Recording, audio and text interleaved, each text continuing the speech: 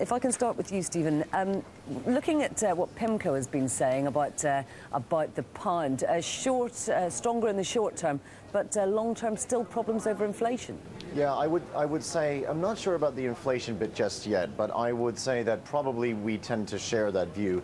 We've been constructive since March on sterling, and we remain constructive on the pound for the second half of 2010, mainly on financial flows. Sterling continues to be a reasonably viable alternative to the euro as a reserve currency for central banks. So we're seeing financial flows act as a net supportive factor for the pound.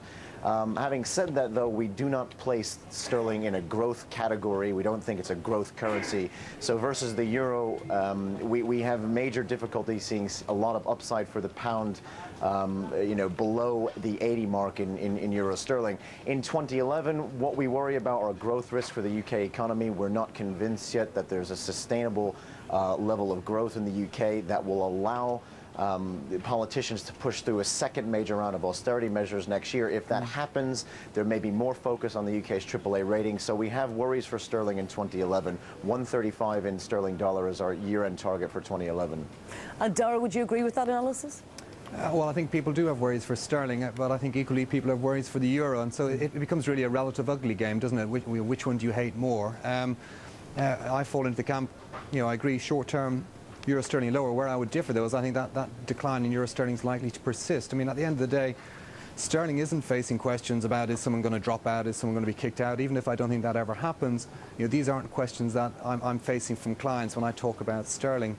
And at the same time, I think we will see a shift in rhetoric from the BOE to reflect the fact that inflation is still above target. We've had an overtly dovish BOE for a long while. That, I think, has been a problem for sterling. I think if we get any shift there, then that will see euro sterling fall further, I think well beyond 78, for example. So you've got no problems about the sustainability of growth for the UK in 2011? I think the growth recovery story is weak in the UK. We will have a fiscal constraint. We do have a highly indebted nation, but the recovery is in place. The PMIs have been strong, and I don't particularly see that we're going to have some major setback next year. I think the Bank of England will be slow to move on interest rates. So I think in that kind of environment, and you will still have doubts over eurozone growth next year. We still have fiscal austerity coming through there as well. I'm not sure that the relative merits point to euro sterling moving up in 2011. The only thing I'd say, Andrea, regarding that view, I mean, again, I reiterate that, euro sterling downside, I think, is going to be limited. I think you really need to see the UK outperform in terms of growth vis-a-vis the eurozone for there to be a lot of interest in sterling below the 80 mark in euro sterling.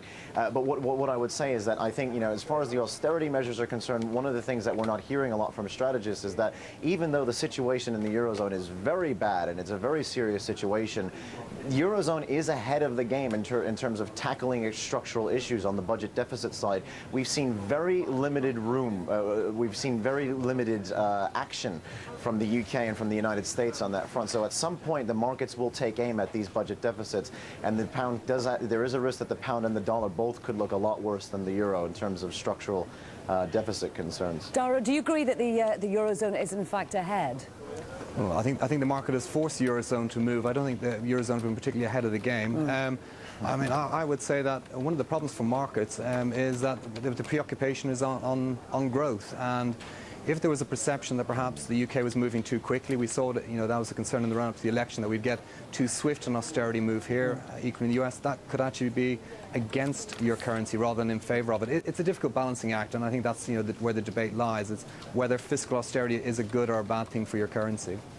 Daragh, just before we go, I'd like to ask both of you, how crucial do you think George Osborne's emergency budget is going to be on the 22nd of June? Daragh, you first.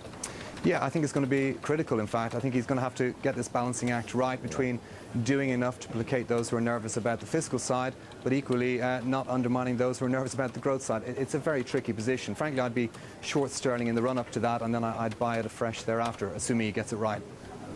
And Stephen? I think I generally agree that there is going to have to be a balancing act, and what we're going to need to see is that we're going to need to see a significant degree of austerity measures to appease the ratings agencies and to appease markets about these measures to tackle the budget in 2010, but not weigh on growth enough in the 2011 year to significantly weigh on the pound or weigh on the growth prospects for the UK. So it is a difficult balancing act, but I think at the moment, based on where the market's focus is, it's not really growth. It's on these austerity measures and the size of the budget deficits. George Osborne has a lot to do to convince the markets that they are really serious about tackling this deficit in the UK.